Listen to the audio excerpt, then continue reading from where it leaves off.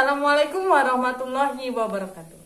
Halo teman-teman, hari ini video aku akan membahas tentang virus. Apa itu virus, ciri-cirinya, bentuknya, dan banyak lagi yang berhubungan semuanya dengan virus, agar kita dapat memahami apa itu virus di dalam kehidupan sehari-hari. Mari kita belajar bersama-sama, simak videonya ya teman-teman. Nah, yang pertama kita harus tahu dulu apa itu virus. Virus itu adalah parasit yang berukuran mikroskopis yang menginfeksi sel organisme biologis. Nah, kita sudah tahu definisi virus itu apa, baru kita ke ciri-cirinya. Ciri-ciri virus. Yang pertama, virus hanya dapat hidup pada sel hidup atau bersifat parasit intraseluler obligat. Misalnya, dikembangkan di dalam embrio ayam yang masih hidup. Yang kedua, cirinya adalah virus memiliki ukuran yang paling kecil dibandingkan dari kelompok lainnya, kayak bakteri atau kuman. Diameternya berukuran 20 nanometer dengan jumlah gen 4. Jadi, kalau teman-teman mau melihat virus harus menggunakan yang namanya mikroskop elektron. Mikroskop yang dikhususkan untuk melihat benda-benda kecil atau sejenisnya seperti virus. Yang ketiga, cirinya adalah virus itu bereproduksi dari asam nukleat yang menyusun genomnya, misalnya materi atau partikel genetik, sehingga terdapat ada dua virus, virus DNA dan virus RNA. Yang keempat, virus ini tidak memiliki enzim metabolisme dan tidak memiliki ribosom ataupun organel sel lainnya. Nah, yang kelima, aseluler. Kenapa jadi aseluler? Karena virus itu bukan merupakan sel. Yang keenam, tidak dapat membelah diri seperti bakteri atau kuman lainnya. Yang ketujuh, tidak dapat diendapkan, hanya dapat dikristalkan. Nah, itu teman-teman adalah ciri-ciri virus. Setelah kita membahas tentang ciri-ciri virus, kita harus juga tahu teman-teman sejarah penemuan virus itu seperti apa dan bagaimana awal ditemukannya si virus.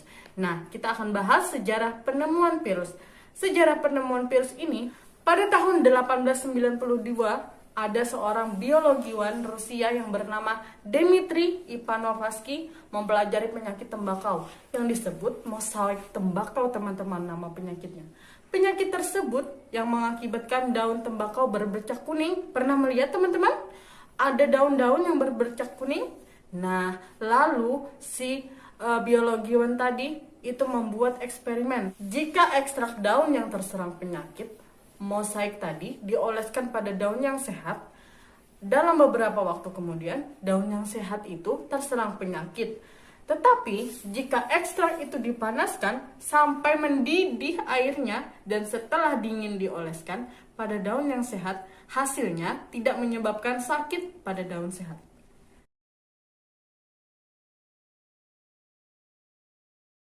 Selanjutnya kita akan membahas tentang struktur virus.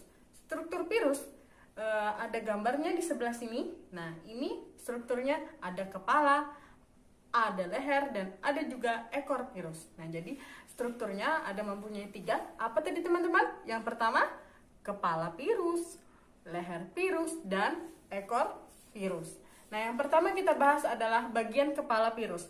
Bisa dilihat gambarnya ada di samping sini. Kepala virus terdiri atas asam nukleat yang mengandung DNA dan RNA. Kepala virus diselubungi oleh kapsid. Kapsid itu adalah selubung yang berupa protein dan terdiri dari satu unit protein yang disebut dengan kapsomer. Kapsid ini berfungsi sebagai pemberi bentuk bagi virus, melindungi asam nukleat, dan menyediakan protein. Bagian yang kedua dari struktur virus itu adalah leher virus. Leher virus itu adalah tempat menyambungkan antara bagian kepala dengan bagian ekor. Fungsinya untuk menyangga kepala. Bagian ketiga dari struktur virus adalah ekor virus. Ini adalah bagian terakhir dari struktur virus. Fungsi dari ekor virus adalah untuk menancap ke tubuh inang. Nah, teman-teman, jadi kalau virus itu menancap ke tubuh kita, yang duluan menancap adalah ekornya. Bentuk virus terdapat 5 bentuk. Bentuk yang pertama ada bentuk bulat. Bentuk bulat ini terdapat pada virus influenza dan virus penyebab AIDS. Bentuk yang kedua ada bentuk oval. Bentuk oval terdapat pada virus rabies. Bentuk yang ketiga ada bentuk batang. Bentuk badang terdapat pada virus mozaik tembakau. Bentuk yang keempat ada bentuk polihidris. Polihidris ini terdapat pada adenovirus. Bentuk yang terakhir, bentuk yang kelima, itu ada bentuk huruf T, virus yang menyerang bakteri.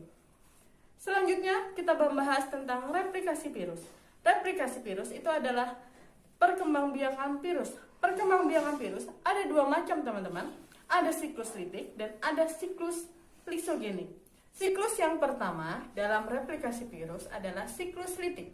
Replikasi virus yang menyebabkan sel inang hancur. Sel inang itu misalnya adalah tubuh manusia. Siklus yang kedua dalam replikasi virus ada siklus lisogenik.